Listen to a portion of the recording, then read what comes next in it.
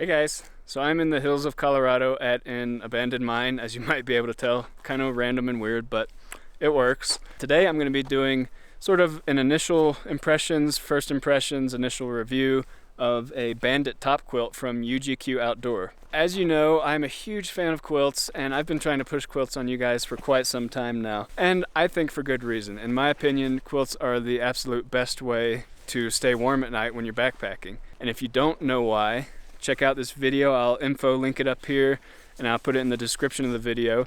But I've made a video basically explaining why you should be using a quilt. There are lots of quilt options out there, and in the past, as you know, I've made my own quilt, so I never really had a great recommendation for you all, and I kind of defaulted to Untitled Equipment because they are a great brand and they do make great gear, but because I also didn't really have any other options as far as good quilts. All of the big brands really don't know how to make quilts, and everything that's come out so far really sucks. Cottage companies are making gear that far supersedes anything that the large companies like Patagonia, Mountain Hardwear are doing, and they're doing it with much better design and thought put into it, and in higher quality because it's actually made by hand rather than just mass produced. I love cottage companies, I love quilts, and that kind of led me to UGQ Outdoor. They actually reached out to me. I remember hearing about them pretty often back in my hammocking days when I was frequenting the hammocking forums, and they were making great gear back then from what I heard, but I just kind of got out of that loop and hadn't heard about them for a while.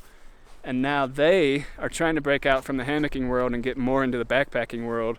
And I think they've got a really great product here. That's kind of why I'm doing an initial review. It's not something I always do, but I think this one is deserving of it. And I can already tell, based on the quality, the stitching, just the overall design and construction, that this is going to be a sweet quilt. So let's get into it.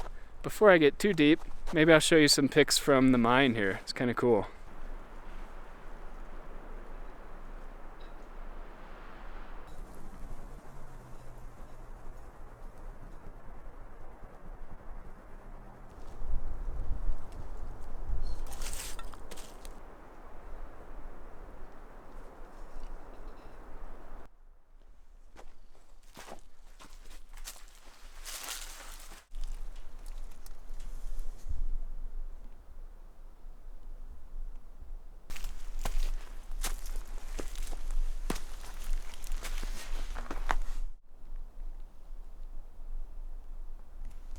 Alright, before I get it open here, you can see it actually comes with a really nice stuff sack. It's got a squared off bottom with a pull tab, so it helps you pull it out, and just a cinch top, but it's about, I don't know the actual dimensions off the top of my head here, but I think it's 12 inches by 6 by 6, that'd be my guess. Fairly compact, pretty on par with most quilts, especially the ones that I've made and any Untitled Equipment ones.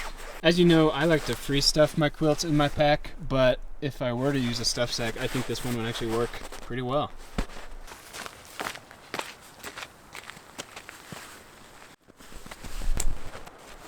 So you might be able to see, even out of the bag, it's already got a pretty good deal of loft. Obviously that'll increase as either if I get in the quilt and warm it up, or if I fluff it up a bit, or just give it time to rest. This is a 10-degree quilt. It's a little long at 78 inches, as opposed to their standard is kind of 72. They do offer shorter ones as well. And the width is a little wide at 55 inches, as opposed to their standard of around 50. I know a lot of people, the first thing they mention when talking about quilts is, oh, but I don't want to deal with the drafts. Honestly, in my experience, I've never had bad drafts. Even on windy nights, I just tuck my quilt under me. And having that extra width, being able to tuck it under me to keep the drafts out as I roll around, that's the key. That's what keeps me warm. So I tend to go with a wider quilt. And I go with a longer quilt just because when it's really cold, I like to actually pull it up over my head and keep warm. These are all options that they offer on their website. So you can really customize the quilt to your exact dimensions. If you're a side sleeper, I'd add a little extra width. If you're tall, obviously bring it up to your height or a little past it like I did. Then you can select from there the degree you want to go down to. For degree rating, I chose a 10 degree Fahrenheit minus 12 Celsius degree quilt. And the reason I did that is because, in my opinion, 10 degrees, it's like the one quilt quiver. It's all you need for backpacking unless you're doing winter trips. Most people go with a 20 degree, And that's fine, but on nights when it gets really cold, or when you get that random snow, or you're in a valley where all the cold air is coming down and blowing over you, it's nice to have that extra little buffer just in case it gets really cold.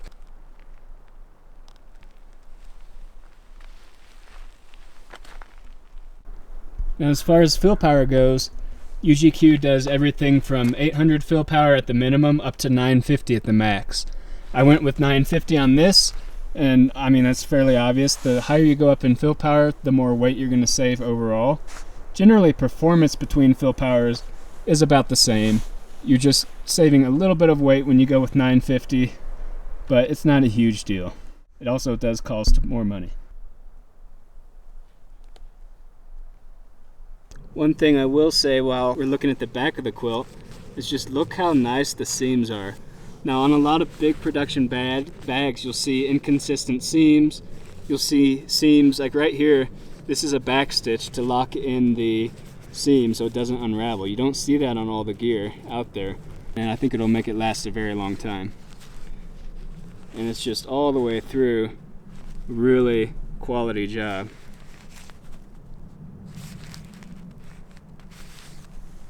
Now, the fabric on this quilt is an M10 fabric, which is super lightweight. I believe it's a 10 denier by 10 denier fabric, and super lightweight, impenetrable by down, and as you can see, the color is pretty beautiful.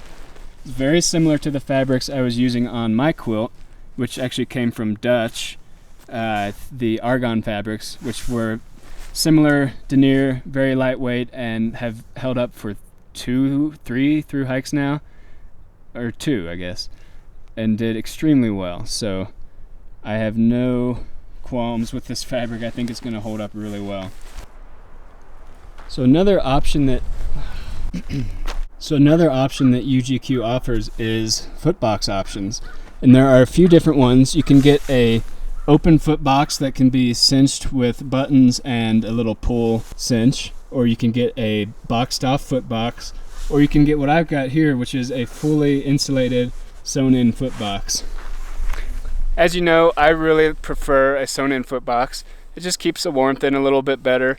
I know having a non-sewn in footbox gives you diversity as far as opening up the quilt and using it in a different situation, but I found that I don't ever do that. I really just prefer to have warm feet. The footbox is sewn in and completely insulated, so you're not going to get any air gaps or any drafts coming in. But then they do also throw in these 2 buttons here, so you can have the footbox come up to kind of under your knee, or you can unbutton it. Can't do it with one hand. Or you can unbutton it like this and have a little more room for your quilt to spread out and for you to wiggle around. I tend to leave it unbuttoned so far when I've slept with it, just because it's been a little more freeing for my feet. I know on my personal quilt build, I brought the footbox up about this high, and I kind of wished I would have brought it down a little bit more, so having these buttons to adjust that is a really nice feature, actually. You can see I just brought this out of the bag, and it's already lofting up quite a bit. I mean, these baffles are puffing up good, which is a really good sign. If you look at a lot of cheaper quilts and sleeping bags, when you take them out of the bag, if they don't loft up that fast, I mean, they could be old and worn out, but generally it means that they're understuffing the down. They're not stuffing the baffles as full as they should be.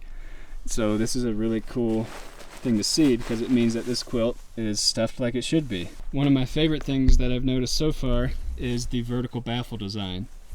As you know, in my past quilt builds, I've gone with Caro step just because it makes the build process a little easier and it lets you adjust where the down is.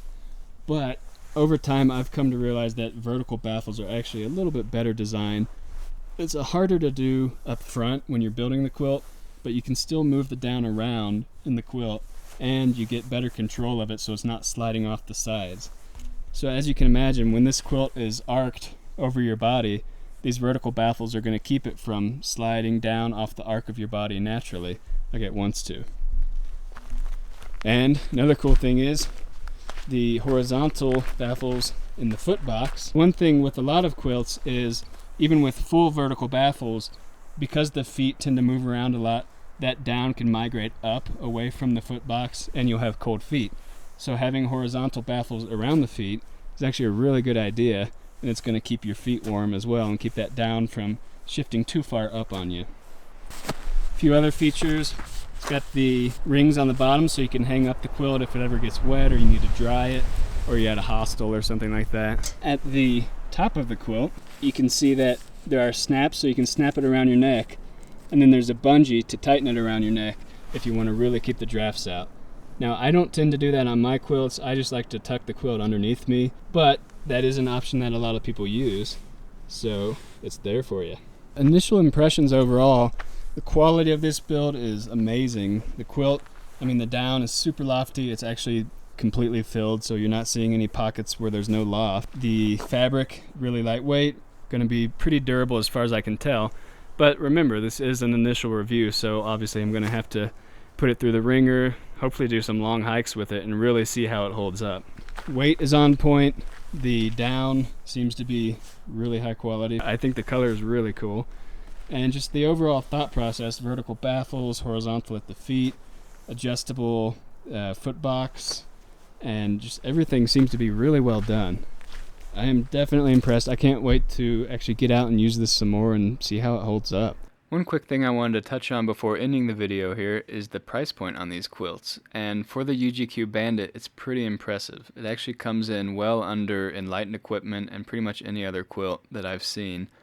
Like if you compare it to the most comparable quilt from Enlightened is probably the Revelation, and this one comes in around $75 to $100 cheaper than that quilt right off the bat, which is really cool. And for this price point, you cannot beat that, especially with the quality that I've seen here.